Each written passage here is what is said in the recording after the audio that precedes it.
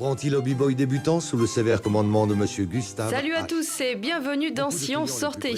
Dans le cadre du colloque des plateaux au sommet à Grenoble, retrouvez vendredi Grand Budapest Hotel de Wes Anderson. C'est l'histoire de Gustave, concierge au luxueux palace Grand Budapest, durant l'entre-deux-guerres dans un pays imaginaire. Mais il se retrouve au milieu d'un conflit autour d'un héritage. Mon conseiller et mon protecteur.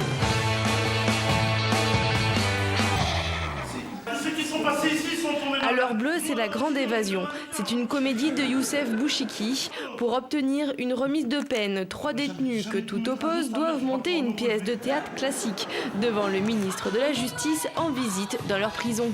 Tarif unique, 5 €. Entouré de cons, là, qui font du jogging tous les matins. Retrouvez Vincent McCain au cinéma Le Club vendredi à 20h15. Il est réalisateur et vient parler de son premier film pour le réconfort. C'est l'histoire de Pascal et Pauline qui reviennent sur les terres de leurs parents après des années de voyage et se retrouvent confrontés à leurs amis d'enfance.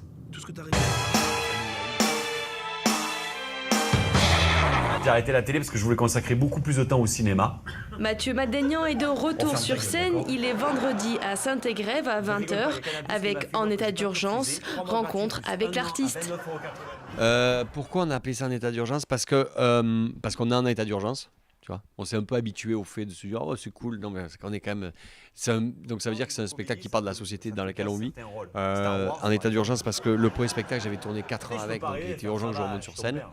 Je bosse à Charlie Hebdo, donc c'est encore plus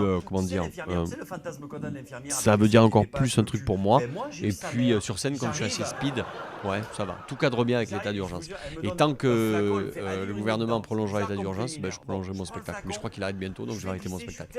C'est un spectacle politique au sens large du terme, c'est-à-dire je suis pas un chansonnier, donc je suis pas en train de parler de Macron en détail ni rien, mais je parle des procès que j'ai eus dans ma carrière, enfin du moins c'est quelques années.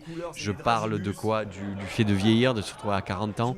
Je parle de voir ses parents vieillir. Je parle de la nouvelle génération de gamins qu'on surprotège en mettant des casques pour aller faire du vélo, mais qui peuvent aller voir du porno sur Internet juste après, tu vois, cette espèce de paradoxe.